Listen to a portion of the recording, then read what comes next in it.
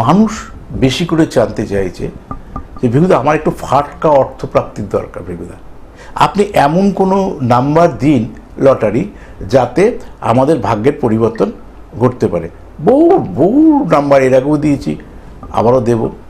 দেখুন 2025 সালে কোন কোন নাম্বারগুলো খেলতে পারে যদি আপনার ভাগ্যে থাকে তাহলে হবে। এরকম প্রচুর রিলিজ অলরেডি করে দিচ্ছি, আরও রেকর্ড করা আছে, নিয়মিত রেকর্ড করছি যাতে মানুষের সুবিধা হয়। যেমন এডুকেশন নিয়ে আলোচনা করি, লটারি নিয়ে আলোচনা করি, ফাটকা প্রাপ্তি নিয়ে আলোচনা করি, কর্মপ্রাপ্তি নিয়ে আলোচনা করি, জেলাস্তের শত্রুতা নিয়ে আলোচনা, বিভিন্ন।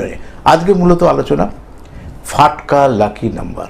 প্রত্যেকের মানুষের জীবনের একটা ফাটকা লাকি নাম্বার হয়, সেইটা লটারি থাকলে তার বাধ্যতামূলক তাকে ফাটকা লাকি নাম্বার না জানলে আপনি ব্যাগটা সেট করতে পারবেন না।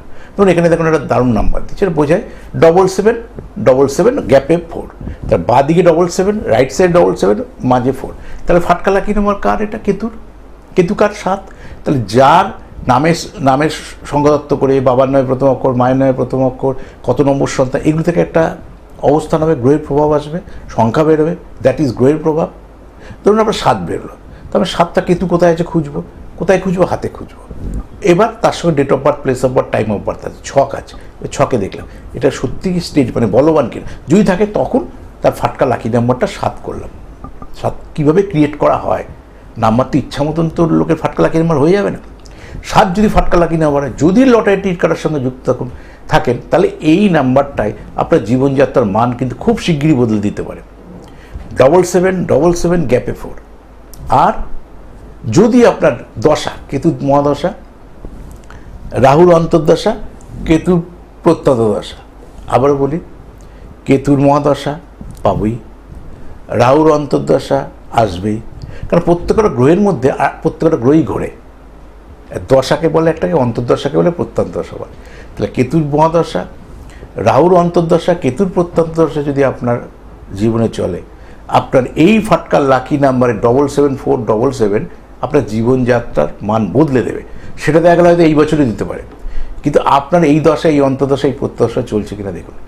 আর টেবিলে যদি এই টিকিট পান 77, মাঝে 4 আর রাইট সাইড 77, তাই টিকিট নিয়ে নেবেন। কোন দিন নেবেন? যদি সত্যি ফাটকা লাকি নাম্বার আপনার 7 হয়, তাহলে আপনি বাড়ি থেকে 7 তারিখে বেরোবেন, বা আপনি 16 তারিখ আপনার জন্য ভালো, আপনার জন্য 25 তারিখ ভালো। তার মিত্রে চলে আসি, আপনার 9 তারিখ ভালো, আপনার জন্য 18 তারিখ ভালো, আপনার জন্য কিন্তু 27 তারিখ ভালো। এইভাবে দেখে বেরোবেন। যদি আপনার জন্মবার বুধবার হয়, যদি জন্মবার আপনার শুক্রবার হয়, তাহলে আপনি 10টা 35 থেকে 12টা 40-এর মধ্যে বাড়ি থেকে বেরিয়ে টিকিটটা কাটবেন। যদি ওই বুধবার আর শুক্রবার জন্ম হয়, তাহলে আপনি সন্ধ্যার টিকিট কাটবেন, ওই সময় বাড়ি থেকে বেরিয়ে। এরকম বিভিন্ন রয়েছে, বহু ব্যক্তি তো টিকিট কাটার সঙ্গে যুক্ত। এবার কার কোনটা, কোন নক্ষত্রে জন্ম, তার কোন দিনটা ভালো, কী ধরনের কালারের পোশাক পরে বেরোবে, এগুলো দীর্ঘ আলোচনা করতে হয়। যখন একটা লোককে পাবো, সে লটারিটা নিয়েই আসবে, ফোকাস থাকবে। অনেক কিছুর মধ্যে লটারিটা হবে না, লটারি একটা সাবজেক্ট। যেমন এডুকেশন যে নিয়ে আসে, সে লটারি নিয়ে চিন্তা করে না, তখন এডুকেশনই ফোকাস, যে আমার বিভিন্ন কেরিয়ার হবে কিনা। সেই লটারি যারা পেতে চাইছেন, লটারি কাটার সঙ্গে যারা যুক্ত, তারা যদি যোগাযোগ করেন, ফোকাসটা ঠিক রাখা আছে, শুধু লটারি ওরিয়েন্টেডই প্রশ্ন, তাহলে সেইভাবে আপনাকে সাজিয়ে দেবো যে আপনার হবে কি না, হলে কোন সময় হবে, আপনার ফাটকা লাকি নাম্বারটা আপনি ব্যাকে বসাবেন, কীভাবে বসাবেন, তাহলে ডান দিয়ে কী নেবেন, কোন ডেটে বেরোবেন, কী ধরনের পোশাক পরবেন, কখন টিকিট কাটবেন, আপনার ভাগ্যে আছে কিনা। এটা কিন্তু কোটি টাকার প্রশ্ন।